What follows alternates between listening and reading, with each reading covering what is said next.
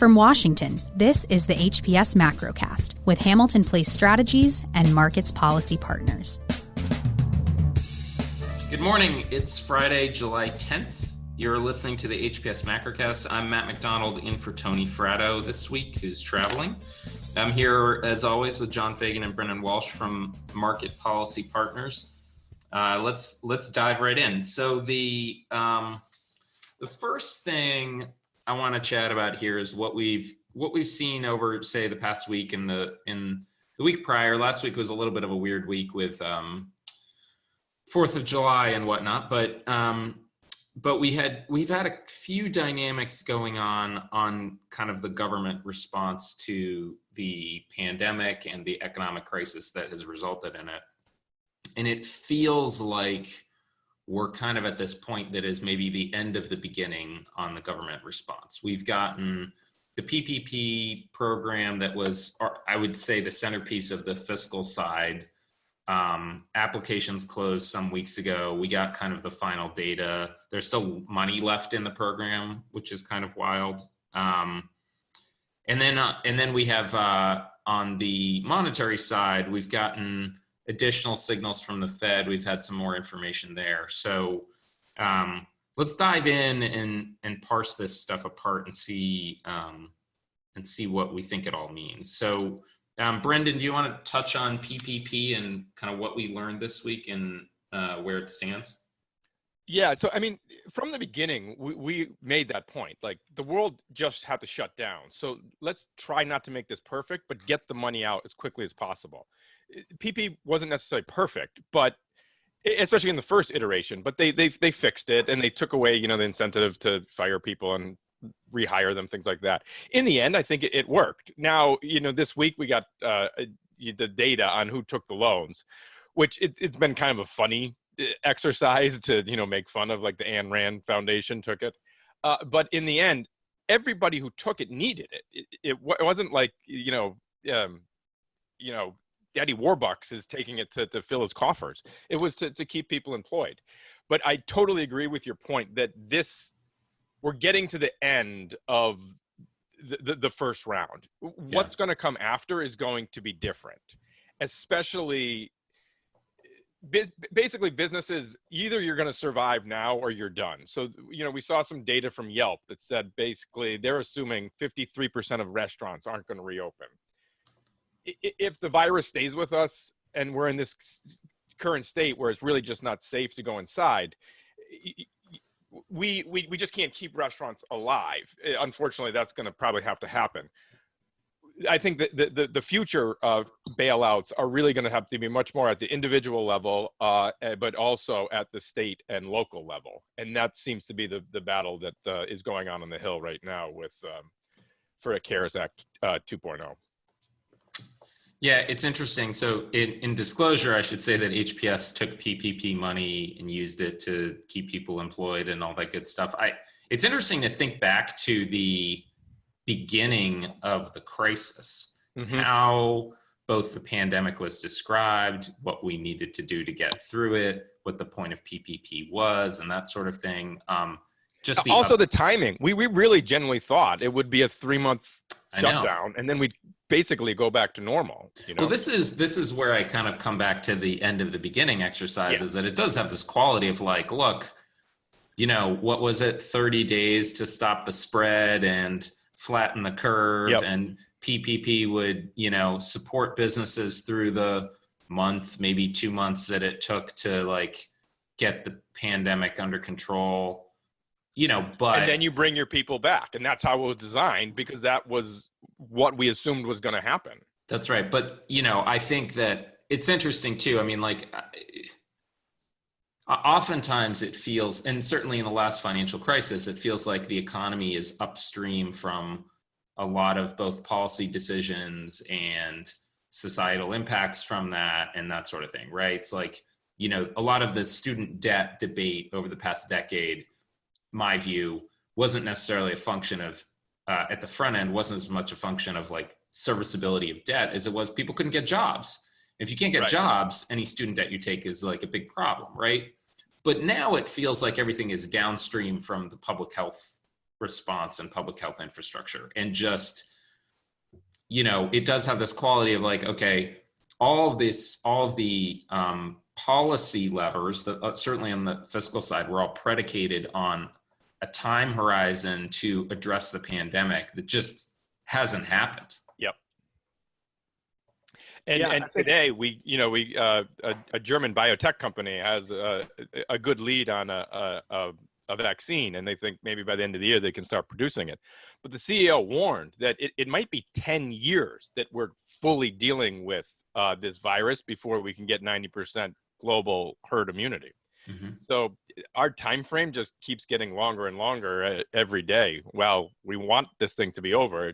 The virus doesn't really care about our wants. Yeah.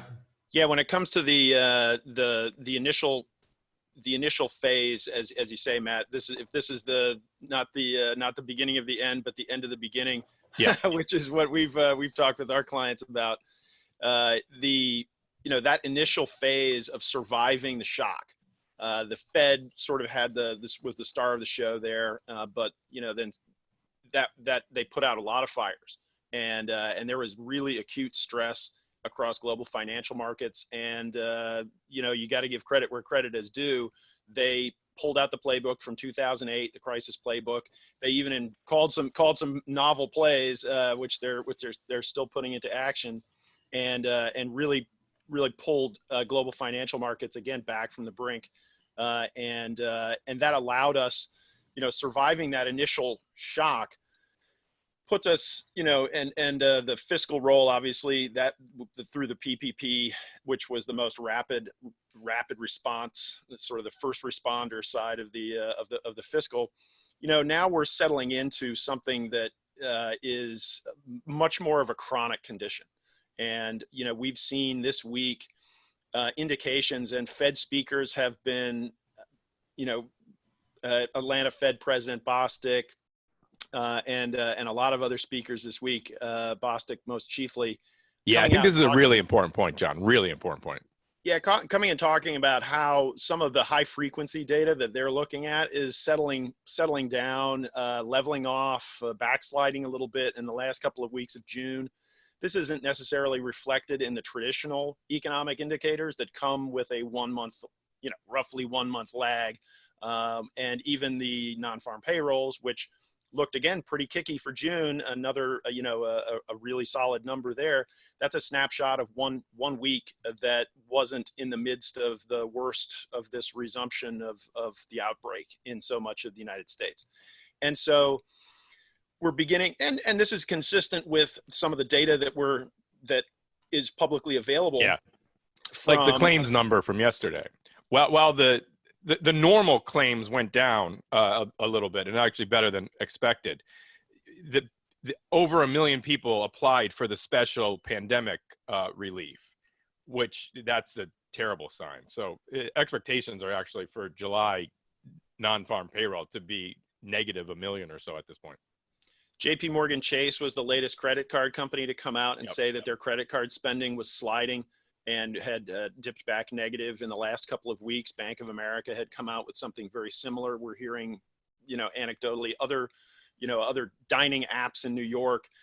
And this is consistent with a sense that, you have this initial relief. People come out of the initial lockdown. They satisfy some of the pent up demand. They go out to that favorite restaurant that they'd been yearning to go to for months. And then things kind of settle back in. And this basically, we're seeing it across all the states, whether it be New York or Massachusetts, which have handled it pretty well, to the hot spots. Well, you have that jump where restaurants were down at one point only like 20-30%. Now the new normal seems to be down 60% year on year. That's where Americans seem to be comfortable going out to restaurants. Yeah, it's interesting. It does have this quality of like settling. The pandemic feels like it's moving into this whack-a-mole territory where, New York was a huge problem, seems to be getting under control. Same with Massachusetts, right? But now it's Texas and Florida, and then it's going to be somewhere else. And it's not clear. I mean, it's not clear if that's kind of the nature of the course of it, or if it has to do with, when people are inside, right? When it was cold in the north and people were more inside, and now it's hot in the south and people are more inside for the ventilation. I mean, there's a whole bunch of stuff that could be going into this, but it's interesting. I was talking with a friend the other day, and we're talking about how at every point in our history is that the very low internal barriers within the United States to travel, to movement, to goods, to trade, all those sorts of things, which are arguably among kind of like large economic regions, the lowest in the world, have benefited us at every point in our economic history, except this one. Yeah. No, I think it's an important point too. The federal level handling of this has been atrocious, but I'm not sure that we would be that different even if we had George Washington as president. It's just the way that America is, live free or die, and we're choosing to die. Let's take that cheery point as our pause before we flip over to. We talked a little bit about the government response. I want to like dive in a little bit more on where the real economy is. We've talked a lot about the separation between the government response, the markets, and then the economy and what we're looking at and what we're into. So we'll take a break and be back in a moment. Check out HPS Insights, a regular podcast from Hamilton Place Strategies, bringing you the latest on policy debates affecting the business and political communities. Available on your favorite streaming platforms, including Apple, Spotify, and Google. Tune in to the latest episodes and learn more at hamiltonplacestrategies.com/podcast. All right, we're back with the HPS Macrocast. Let's talk about the real economy and where it is. John, what are you seeing out there? Yeah, it is really a noisy and a noisy set of data with mixed messages. As we discussed earlier, the high frequency data, which doesn't have as long a history, and we're not as comfortable. We in general, market participants and economists are not as comfortable utilizing, is giving us some disquieting signals for the last couple of weeks. And but the traditional data that's coming in, it has been surprising to the upside to really a significant degree. And we saw retail sales, industrial production for May coming in very strong. The purchasing managers indexes pretty much in the US and overseas topped expectations. And we all know where non-farm payrolls have been. We've got some interesting data points in the US next week. We've got US industrial production and retail sales for June. And we've got some overseas data, particularly in China, China GDP for the second quarter, and then their big dump of industrial production, fixed asset investment, and retail sales. That's coming up next week, which will give us greater insight into those traditional numbers. But the reality is, everybody's compass is spinning, and the signals from the market show just how confusing this is. We've covered it before. The Treasury market, we're looking at 10-year Treasury yields, and they have plummeted back toward their recent lows. They were under 10-year yields were under 60 basis points this morning. That's consistent with very dire outlooks in the bond market for growth. In the equity market, obviously that's more kicky, but the growth sensitive sectors have been lagging pretty dramatically. When you get a situation like Ford stock is down 35% on the year, and Netflix is up 55% on the year. It's on an index level, it gives you a picture that the index looks pretty rosy, but it's not. The companies that are really levered to the real economy are not necessarily doing as well. So we're getting a lot of layoff announcements, in the future. It seems like we get 3 or 4 every day. Yeah, and increasing numbers of bankruptcies coming up. So I think that sets us up. When we look at next week, it's the kickoff of second quarter earnings season, the most uncertain, low visibility earnings season I think any of us can possibly remember. Everybody's canceled guidance, but we're going into it, and the big banks are starting out. They're going to give us some very important insights for sure next week. Well, it does have that. I mean, following on our kind of end of the beginning PPP discussion, it does have this quality of like, I'm sure there were lots of businesses that were kind of hanging on or trying to figure out what the real world looks like through the first couple months of this, because everyone was under the impression that it was going to be a month of shutdown and then you'd get back, restaurants laid off workers and said, hey, we'll hire you back in a month when we're open. Well, okay, now we know that the real world is going to be like long and bumpy. I mean, we're talking about, it now definitely feels more like either we get to, a vaccine or a therapeutic or herd immunity one way or the other in the most painful way possible. And that businesses now are like, okay, this is what my reality looks like, not for a month, but for 6 months or a year or multiple years. And that just changes the calculus on the decisions that they're all making, I think. Yeah, totally. And also the federal response was monstrous, both in terms of the amount of money we did through PPP, but also the enhanced unemployment benefits.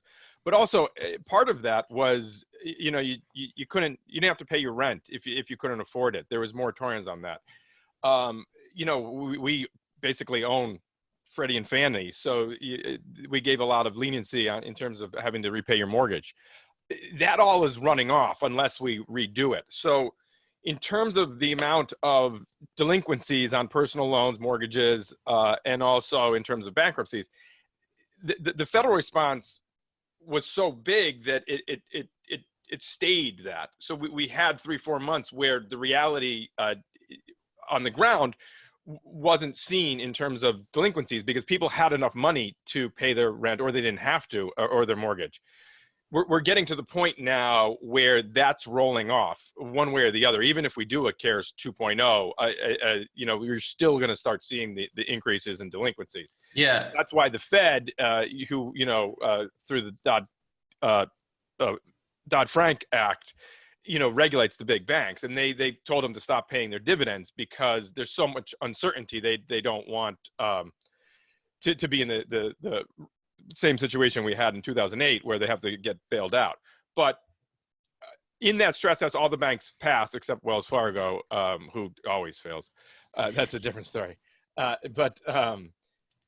This quarter, we're going to find out much more guidance from bank management about what they're seeing in their individual portfolios and what they think the next 6 months is going to look like. It's an interesting circle, right? I feel like the Fed and the Congress really came out guns blazing to provide a stopgap at the front end so that businesses wouldn't just react in panic and fire everybody, that they would have time to see what the world looks like. Now the businesses are going to tell Congress and the Fed what the world looks like to them.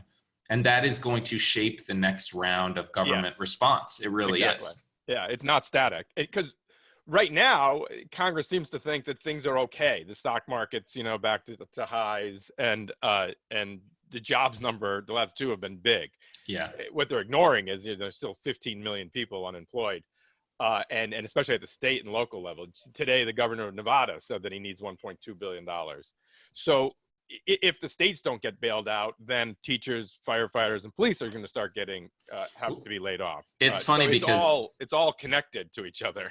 It's funny because politicians are sometimes accused of kind of cherry picking the economic data to suit their purposes, and there's never been a better time to cherry pick. Whatever you want to find, you can find it. The data, the markets, or actually a pretty good one. Yeah.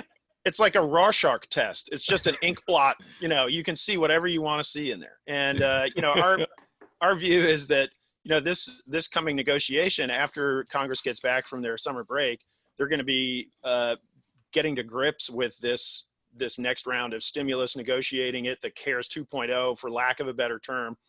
That's the markers are down. The Senate Republicans have put the sort of $1 trillion number out there. The House Democrats have put $3+ trillion in their draft HEROES Act. So those statements are there, and the White House seems to be kind of ready to split the baby to some extent. And the messaging from the White House on exactly where they're going to be going with this stimulus has been kind of all over the place. and it'll be a very telling negotiation. Are the markets starting to pay attention to that legislation yet, or is it just kind of like it'll happen when it happens? How are they thinking about that?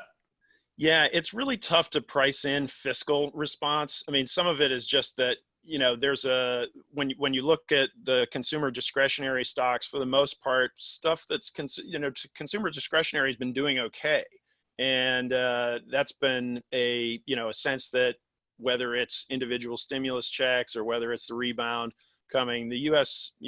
consumer is going to continue to spend and be able to and be able to keep their confidence up.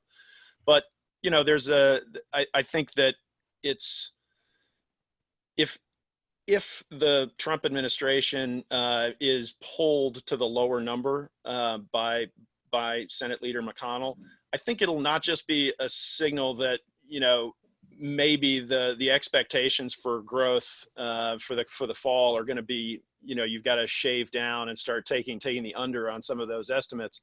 But it's also an indication that if the Senate Republicans aren't if the White House really pushes for $2 trillion and the Senate Republicans don't give it to them, that sounds like the Senate Republicans are really hedging their bets on the election and thinking about a post-Trump environment. And that is a signal that Wall Street will have to digest as well. So that's a good segue. Let's take a break. I want to chat about, we also got on the political side of the political economy, we also got some insight into a potential Biden administration. Let's talk a little bit about the state of the race, how the markets are looking at that in a minute. We'll be right back. Markets Policy Partners provides sophisticated financial market analysis that is independent, accessible, and actionable for a broad audience. Learn more at marketspolicy.com or visit them on Twitter @marketspolicy. All right, we're back with the HPS Macrocast. I'm Matt McDonald with John Fagan and Brendan Walsh of Markets Policy Partners. Let's turn to the political side of the calculus. The Biden campaign released a couple of plans this week. One was kind of a very long collaborative project as like a unity project with some of kind of Sanders' world and that side of the party. I'm not sure where that stuff lands. I think it can be properly defined as the leftmost bound of where the administration may go on things. I would agree with that, yeah. But then they did have a little bit more front and center, what was it, Build It Back, I guess, or a kind of Buy America plan with some investment sprinkled in there.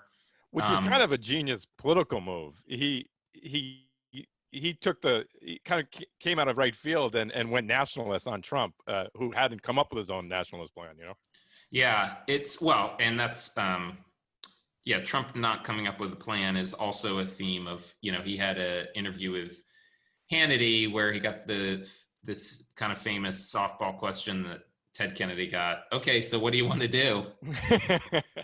And kind of came up empty. It's interesting to watch the dynamics in the field. I would say that you have a couple of pieces of, whatever most of the Biden plans, such as they were released pre-pandemic and just, could form the foundation, but almost don't apply to the current world as it exists. And I think he gets a big fat free pass on resetting plans and doing whatever he thinks is appropriate. There's a dimension of some of this stuff of, with both pandemic and then the ascendancy of racial justice as a centerpiece of the campaign. Neither of those are really territories that are core for Bernie Sanders or the Elizabeth Warren side of the party. So it does have this feeling that those two, as leaders and drivers of policy debates within the party, are a little bit in the passenger seat in a way that you might not have expected a few months ago. And at the same time, you have this quality of, it's kind of funny. It feels like the worse the economy gets, the more likely it is that Biden will be elected, and simultaneously, the more his policy plans will have to center around growth-oriented policy. So it does have this quality of like, even as, if this is kind of a, if the election goes in that direction, this is similar to the JPMC note that came out this week, but at some point their policy plans are kind of set for them in terms of addressing the pandemic, addressing racial justice, and then figuring out how to pull up the economy and instill some growth and jobs and stuff. And that that may involve some increased regulation, it may involve some increased taxes, but it's not clear that it's going to be dropping the hammer on the markets or business. So it'll be interesting to see how this develops over the campaign. Yeah, healthcare is a bit of the wild card, how that plays out. Yeah, he's resisted going to Medicare for all. His speech yesterday, he has made comments though in recent weeks about healthcare being a right for everybody. That's not inconsistent with a forging ahead with the with the Affordable Cares Act, such as it is right now, which is where his platform is currently. But obviously the pivot points are pretty obvious on that potentially. And there's when it comes to the market posture of the Biden administration, I think it's kind of telling yesterday that CNBC and a lot of the market commentators seized upon his statement that he made in his speech that the era of shareholder capitalism is over and should be over.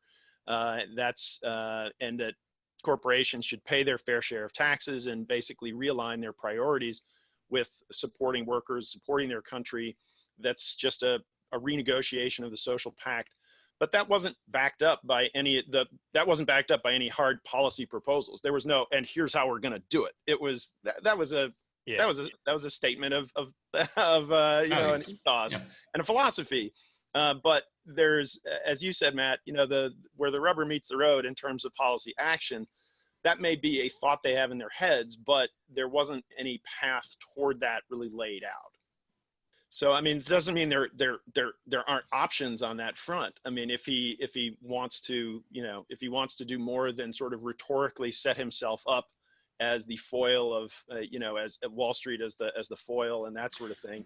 That's a useful motif for the campaign, certainly. And when people ask us, we get a lot of questions, not just from clients, but from, our friends and family and people that we know about why the stock market's doing so well when the economy's so bad. Those questions are not usually from a place of being impressed. Yeah. It's usually people are rather somewhat disturbed by it, even if they're making money off of it. And so that I think is something that has maybe fueled this particular rhetorical approach, at least rhetorical now. I also think that people should expect going forward that that this is going to be what they get. There is not going to be more detail. This is, I think just from a campaign standpoint, it seems like a dumb idea to get too specific. Elizabeth Warren did it, and everyone's like, that sucks. He will cross. Trump is things are going so badly for Trump. The worst thing you can do is take attention off of his mishandling of the COVID situation by, talking about tax policy. Right. The Biden campaign is pretty clearly running this as a referendum election, which is probably wise strategy.